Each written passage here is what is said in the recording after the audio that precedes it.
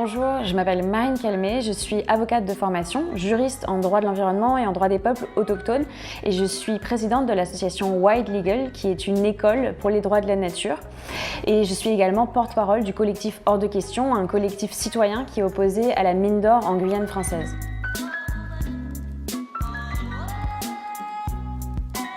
En fait, je pense que le droit et les mobilisations, elles vont ensemble. Nous, tout seuls, en tant qu'avocats dans les tribunaux, on ne peut pas obtenir grand-chose si on n'a pas un soutien massif derrière de la population. Et donc aujourd'hui, notamment en Guyane, on a des victoires parce qu'on a su à la fois mobiliser sur le terrain, faire en sorte que justement il y ait des marches, il y ait des pétitions, on se fasse entendre dans les ministères, et puis aussi qu'il y ait des actions en justice, puisqu'on a aussi obtenu des victoires dans les tribunaux pour faire reculer la compagnie Montagne d'Or et donc obtenir au moins pour un temps l'abandon du projet.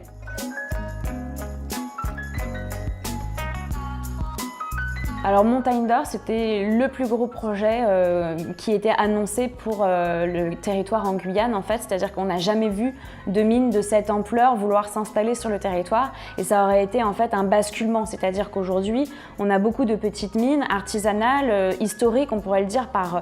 qui ont été là depuis la découverte de l'or en Guyane, donc au 19e siècle, et puis là on passait à l'échelle supérieure, c'est-à-dire avec des multinationales qui voulaient s'implanter sur le territoire, donc russes et canadiennes, pour aller chercher cet or au fond de la forêt. Et donc c'était vraiment un changement d'échelle, quelque chose de jamais vu pour le territoire, avec tous les risques évidemment que ça comporte, les digues de déchets miniers comme on en a vu céder au Brésil, et puis l'impact sur les espèces, la biodiversité. Et donc évidemment on était d'entrée de jeu opposés à voir ces multinationales s'implanter sur le territoire.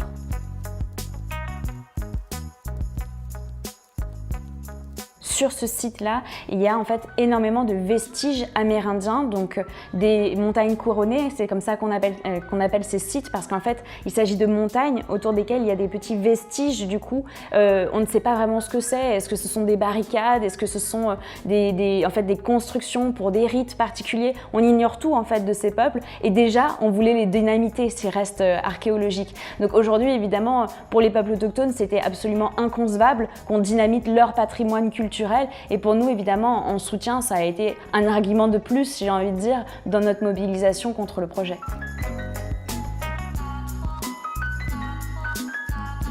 Oui, alors en fait la situation est un peu dans l'attente, on pourrait dire comme ça, parce qu'il y a eu les grandes déclarations d'Emmanuel Macron au moment des différentes réunions internationales, notamment à l'ONU, où il a annoncé tout fier que le projet était abandonné. Mais en vérité, ce qui se passe sur le terrain, c'est que l'État français a été contraint par la justice de délivrer le titre minier à la compagnie Montagne d'Or parce que l'État a trop attendu et ne s'est pas défendu dans ce dossier. La compagnie Montagne d'Or va donc récupérer son titre. Et donc c'est extrêmement inquiétant parce qu'on pourrait à tout moment voir en fait revenir ce projet sur la table des discussions. Et nous évidemment on n'a pas du tout envie que ça se passe de cette manière-là. C'est pour ça que maintenant on s'oppose vraiment massivement à toute l'industrie minière en Guyane. Et donc on a participé notamment aux discussions dans le cadre de la Convention citoyenne pour le climat et là pendant les discussions sur la loi climat pour demander un abandon définitif en fait de cette industrie minière sur le territoire amazonien.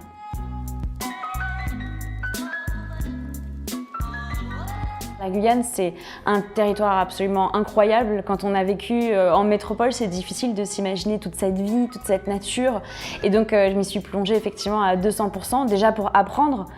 la culture locale, apprendre l'histoire de ce pays qu'on ne nous enseigne pas à l'école ici en France. Et puis découvrir tout ce qu'elle avait en fait à m'offrir parce que j'ai appris aussi des choses pour le droit, des choses juridiques en apprenant la coutume des peuples autochtones en Guyane et en réapprenant finalement une nouvelle façon d'agir en soutenant finalement la terre, les êtres humains qui y habitent, une façon différente de militer que celle qu'on a ici en Europe.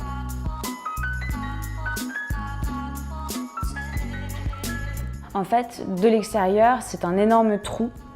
béant au milieu de la forêt amazonienne, c'est-à-dire que la Guyane, c'est 90% du territoire qui est recouvert par de la forêt primaire. Donc une grande forêt verte et soudain vous voyez une balafre, vraiment un trou béant et la terre est rouge, donc c'est comme une plaie au milieu de la forêt. Et puis vous voyez de l'eau, c'est-à-dire ces boues qui sont stockées, qui contiennent des métaux lourds et qui sont dus en fait au fait qu'on ait concassé la terre. D'abord on l'explose, on la broie, ensuite on la concasse et puis on la laisse là en train de décanter. Et donc pour moi c'est vraiment comme si on éventrait la terre et qu'on allait en extraire en fait les richesses. C'est extrêmement grave à mes yeux et